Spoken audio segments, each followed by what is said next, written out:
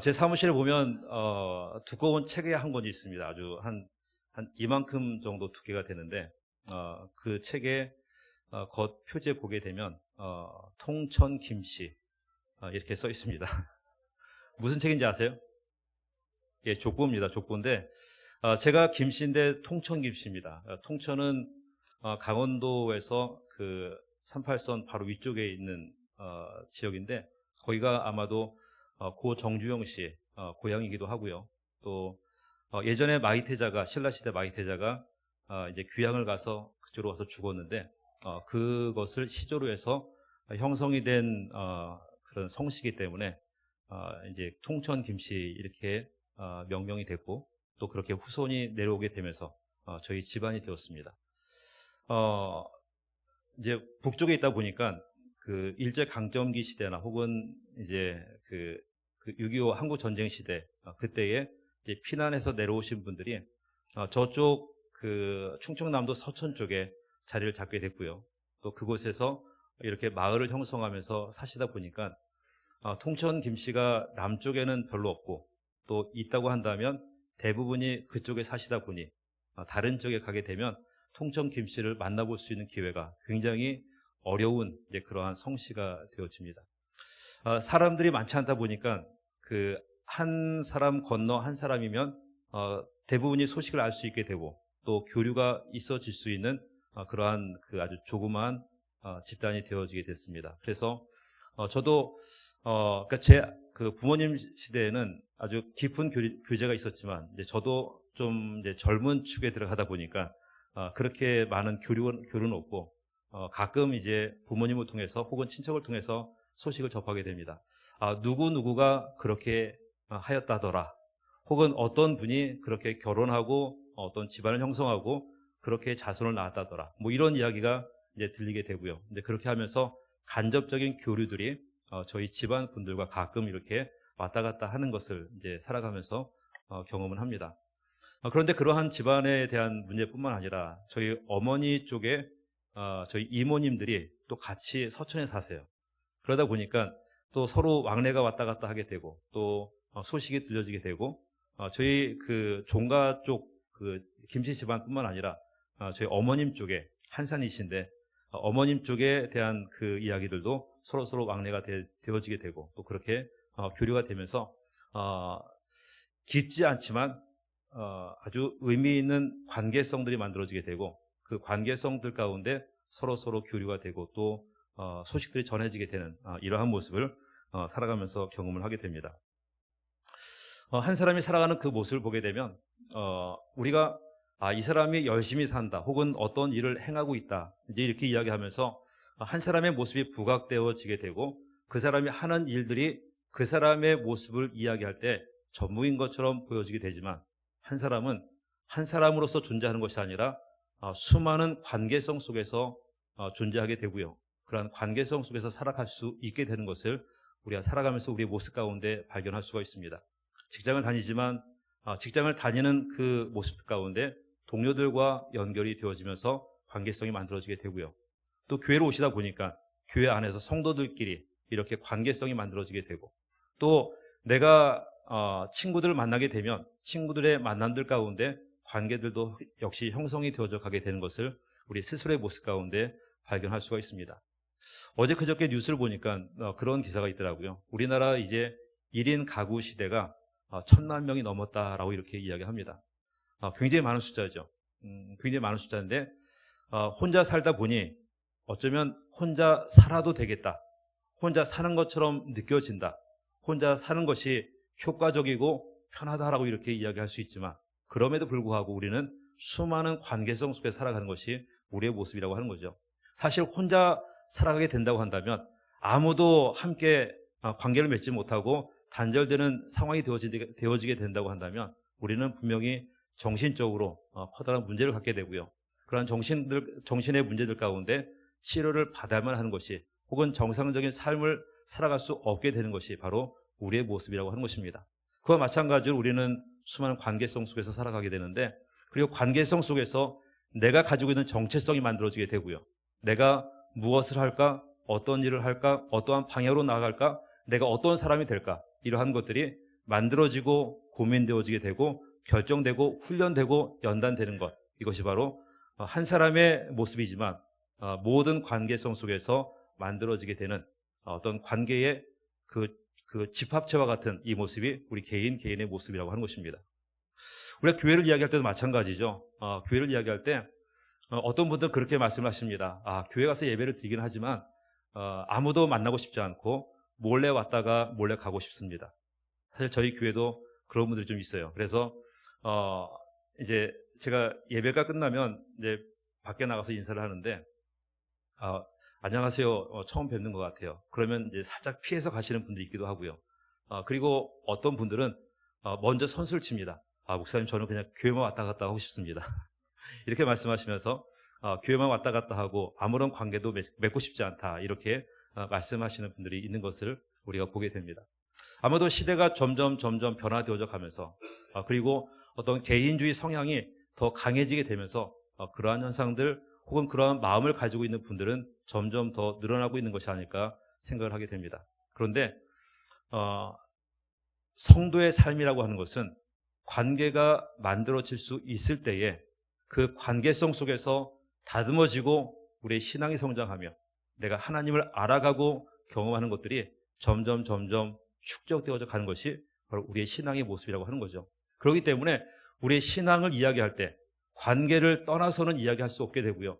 내 신앙이 바르게 서야 된다라고 이야기할 때 관계는 필수적으로 따라오게 되는 것, 이것이 바로 한 사람의 신앙인이 올바른 신앙을 가지기 위해서 필수 불가결한 그 모습으로 갖게 되는 것이 관계의 모습인 것을 우리가 보게 됩니다.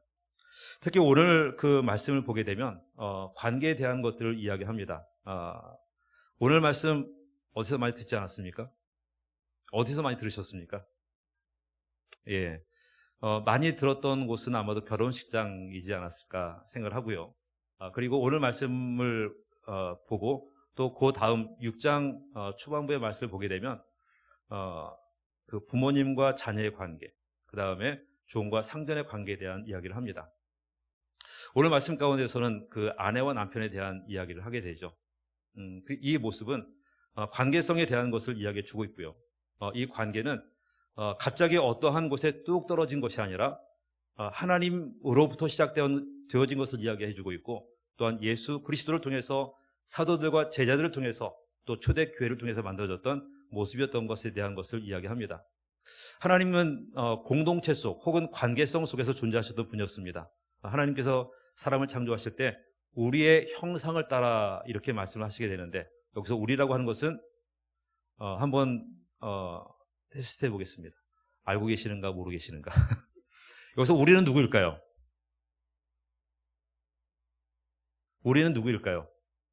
예, 아주 깊은 신학적인 거 말고 우리 일반적으로 이야기하는 우리는 누구입니까? 우리는 삼위일체 하나님이시죠. 성부 하나님과 성자 예수 그리스도와 그리고 이렇게 딱 나와야 되는데 성령 하나님, 이 세 분에 대한 것을 이야기합니다. 이 세 분이 처음부터 함께 계셨고요. 그리고 그분들이 말씀하시기를 우리의 형상을 따라 사람을 만들자, 이렇게 말씀하시면서 성부 하나님, 성자 예수 그리스도, 그리고 성령 하나님, 이 모습에 대한 것을 이야기하며 그 세 분이 처음부터 관계성 속에 존재하셨던 분이었던 것을 이야기하고 있습니다. 자, 예수님의 제자는 몇 명이었을까요? 14명이요? 12명이요. 예, 맞습니다.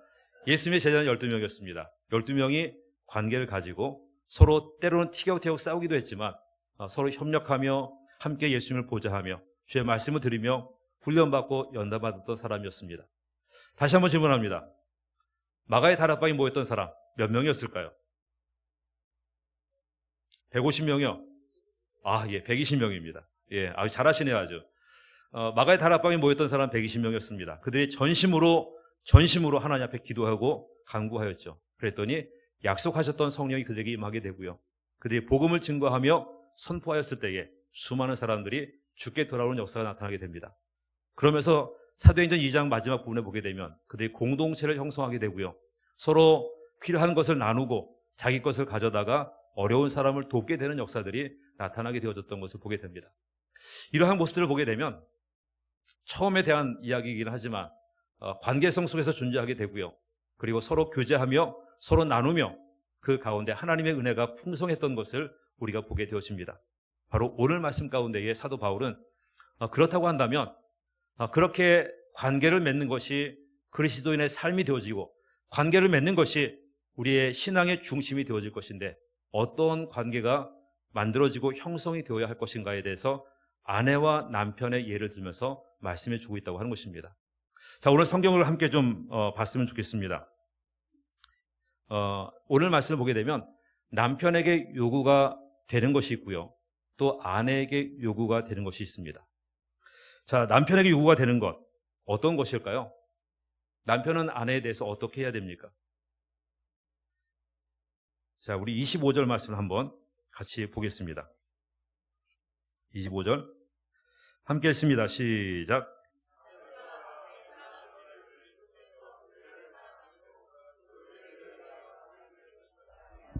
아멘. 남편들아, 아내들을 어떻게 하라고 합니까? 남편들아, 아내들을 어떻게 해요? 예, 사랑하라. 예, 하나님, 오늘 말씀 가운데 사도 바울은 남편들에게 요청합니다. 남편들아, 자, 우리 남편들 한번 손 들겠습니다. 그러니까 본인이 남편이라고 생각하시는 분. 예, 요즘은 이게 바뀌더라고요. 연세가 들어가면서. 예, 무슨 말씀인지 아시죠? 예, 남편들 손 드세요. 남편들. 예, 거기 남편 아니세요? 결혼 안 하셨어요? 예, 남편들, 자, 남편들은 아내를 어떻게 해야 됩니까? 예, 사랑해야 됩니다. 별로 이렇게 확신도 없는 것 같고, 마음도 없는 것 같고. 다시 한번 질문합니다. 남편들은 아내를 어떻게 해야 합니까? 예, 사랑해야 합니다. 어떻게 해요? 얼마만큼? 어떤 모습으로?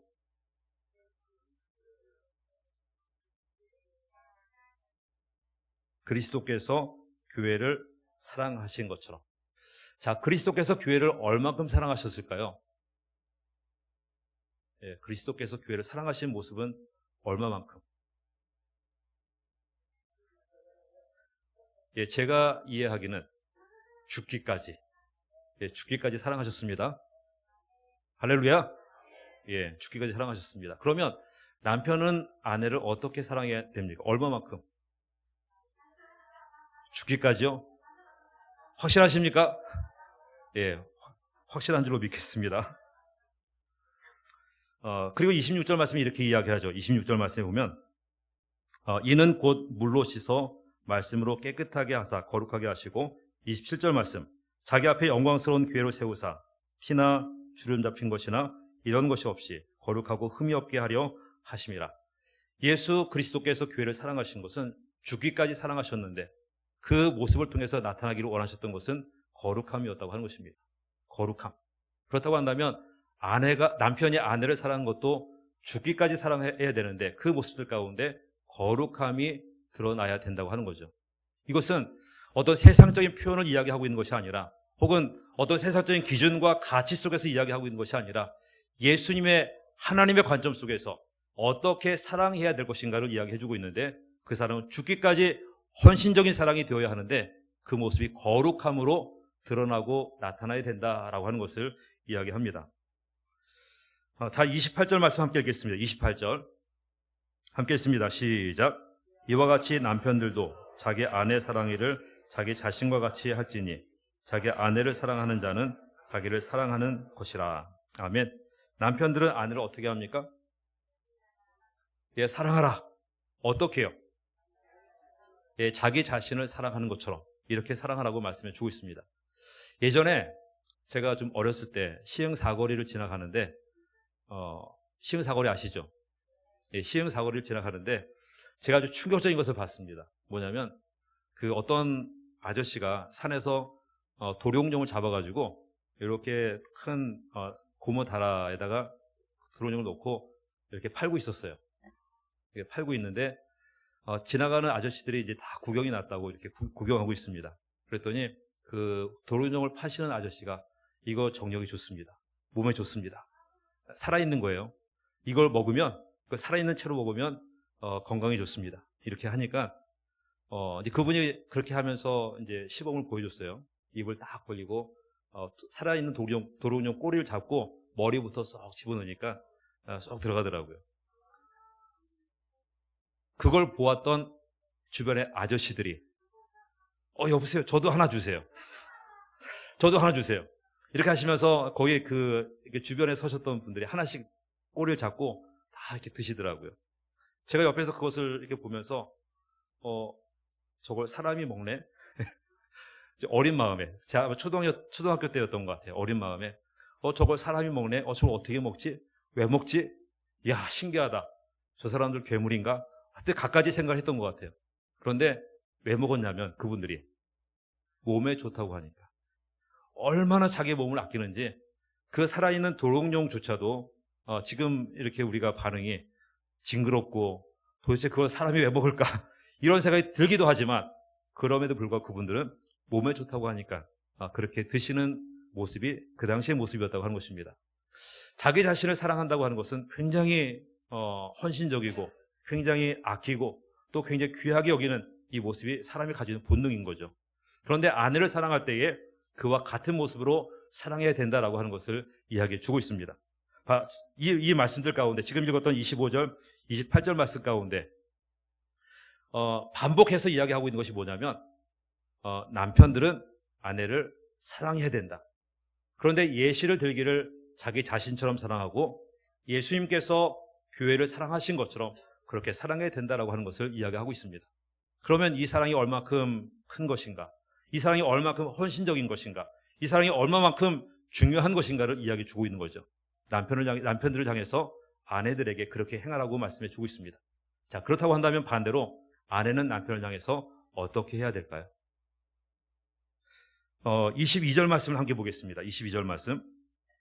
22절 함께 읽겠습니다. 시작. 아내들이여 자기 남편에게 복종하기를 주께 하듯 하라. 아멘. 아내들은 남편에게 어떻게 해야 됩니까? 주께 하듯 하는데 무엇을 합니까? 확실하게 말씀하세요. 명확하게. 복종. 맞습니까? 복종하라고 말씀하고 있습니다. 이 복종이라고 하는 단어가 지금 시대에 그리고 우리나라 지금 현재 2024년 환경 속에서 굉장히 거부감으로 다가올 수 있는 것이 바로 복종이라고 하는 단어입니다. 길을 지나가다가 여자분들에게 성경에 보니까 아내들이여 남편에게 복종하라 이렇게 말씀하고 있는데 어떻게 생각하십니까? 이렇게 이야기하면 그러면 저 교회 안 다닐래요. 그러면 예수 안 믿을래요. 이렇게 생각하는 것이 아마도 지금 우리가 가지고 있는 가치관의 모습이 아닐까 생각을 합니다. 자, 한 절 더 보게 되면 24절 말씀. 24절 말씀 우리 함께 읽겠습니다. 시작. 그러므로 교회가 그리스도에게 하듯 아내들도 범사에 자기 남편에게 복종할지니라. 아멘. 아내들에게 이야기하기를 남편에게 복종하라. 어떻게 해요?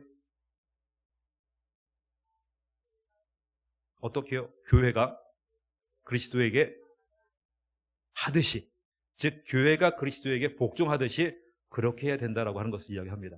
다시 말하면 복종이라고 하는 그 단어에 이게 타협이 없는 거죠. 교회가 그리스도에게 복종을 해야 될까요? 말아야 될까요? 확실하게 얘기하세요. 교회가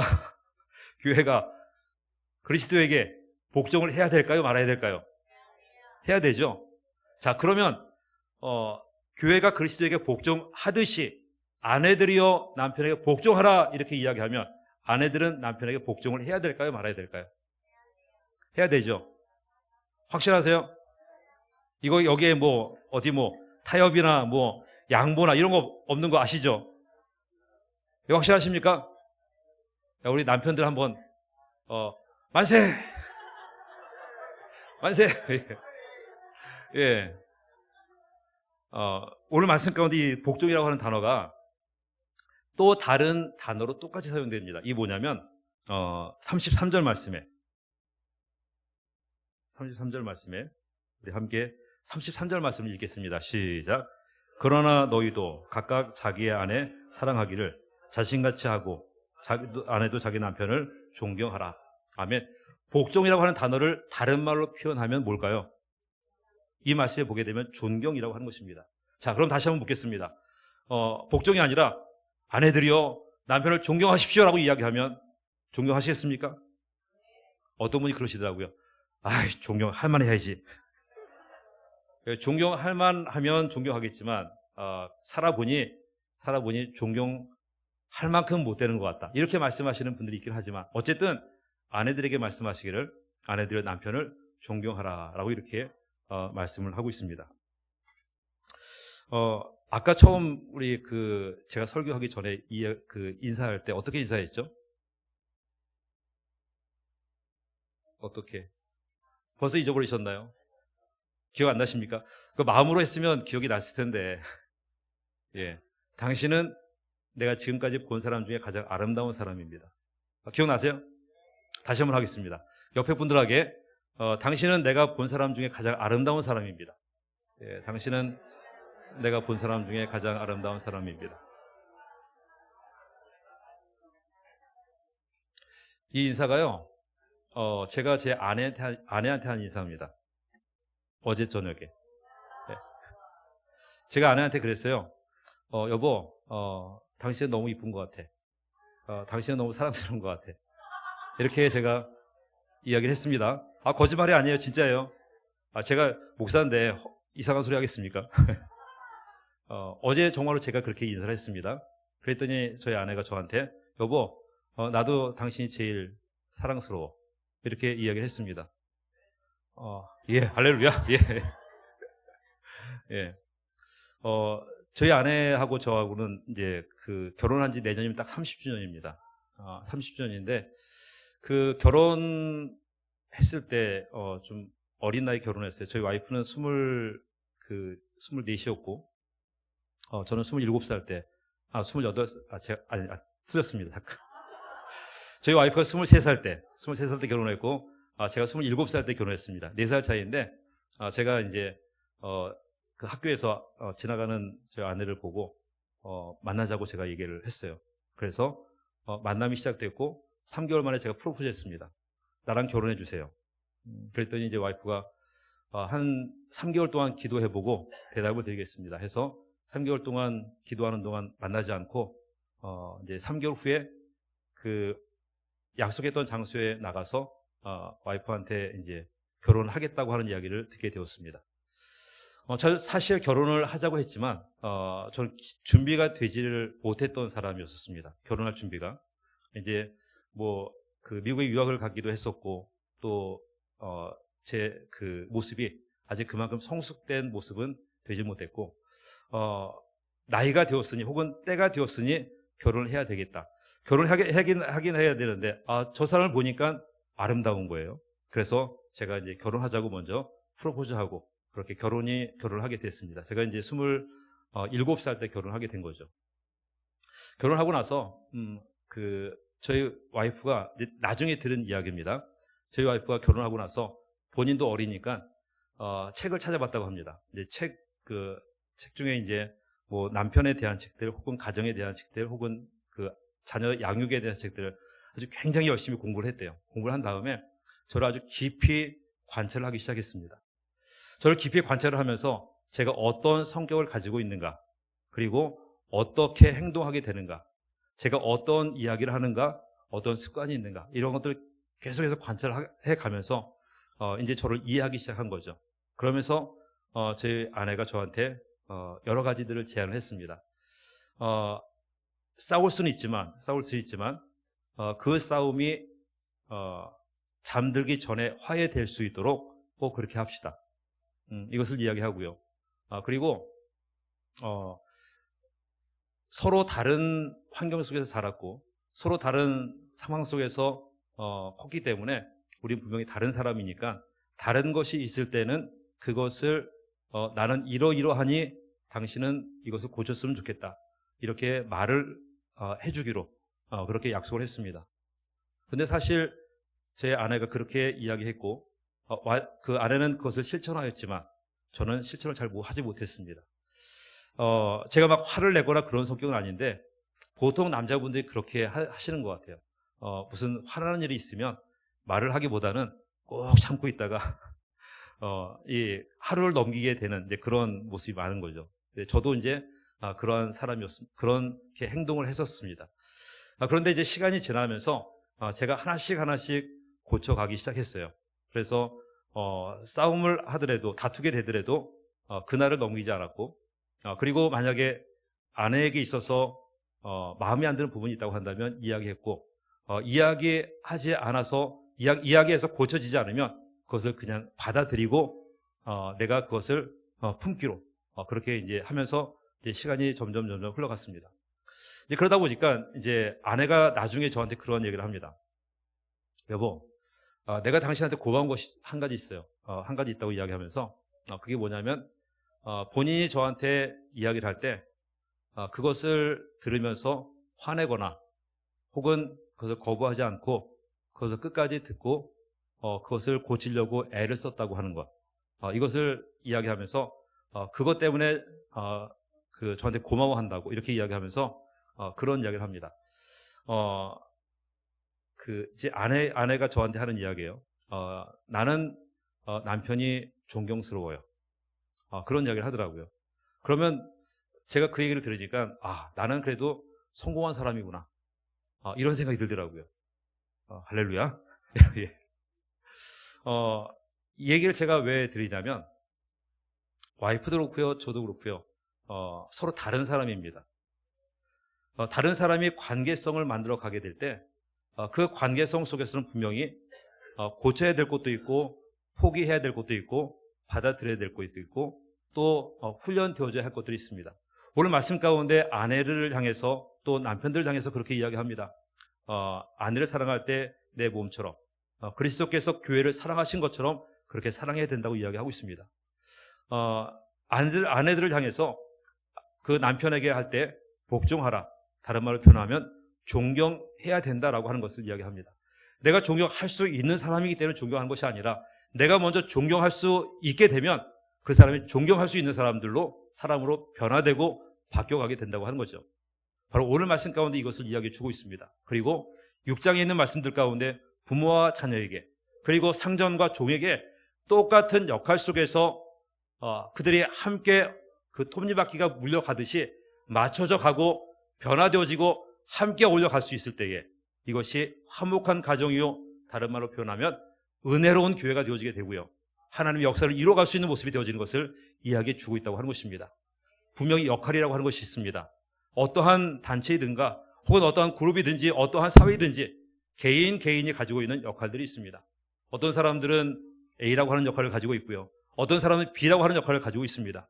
어떤 사람은 C라고 하는 역할을 가지고 있습니다. 그리고 그것이 모두 다 다른 거죠. 다른 성격과 다른 기질 속에서 그 역할들을 감당해 가게 됩니다. 그런데 거기서 가장 중요한 것이 무엇이냐면 역할을 갖게 되는 이 모습이 중요한 것이 아니라 어떠한 역할을 갖게 되든 그것을 대할 수 있는 태도가 무엇인가가 중요하다고 하는 것입니다. 사랑하는 태도를 가질 것인가, 존경할 수 있는 태도를 갖게 될 것인가, 아니면 내가 가지고 있는 기질대로, 내가 가지고 있는 성격대로, 내 마음대로 고집을 부리면서 상대방을 비판하고 판단하게 되는 그러한 태도를 갖게 될 것인가. 이것이 화목한 가정을 만드는가, 그렇지 못하는가를 결정하게 되고요, 은혜로운 교회를 만드는가, 세워가게 되는가, 아니면 그렇지 못한 교회를 만들어 가게 되는가를 결정할 수 있는 아주 중요한 요소인 것을 이야기해 주고 있습니다. 우리는 어떠한 태도를 가지고 있습니까? 우리는 모두 다 한 가지 역할들을, 한 가지 이상의 역할을 가지고 있죠. 교회에서도 그렇고요, 가정에서도 그렇고요, 내가 속한 다른 사회에서도 그렇습니다. 그런데 특별히 교회 안에서 내가 가지고 있는, 내가 부여받은 역할 혹은 사명이라고 표현할 수 있겠는데 그 사명을 가지고 있을 때에 그 사명을 위한 어떤 태도를 가지고 있는가라고 하는 것입니다. 만약에 내가 아내를 사랑하듯이 혹은 남편을 존경하듯이 이러한 태도를 갖지 않게 된다고 한다면 그러한 것이 나타나지 않으면서 그 대신 드러나게 되는 것은 내 기질이요, 내 성격이요, 내 고집이라고 하는 것입니다.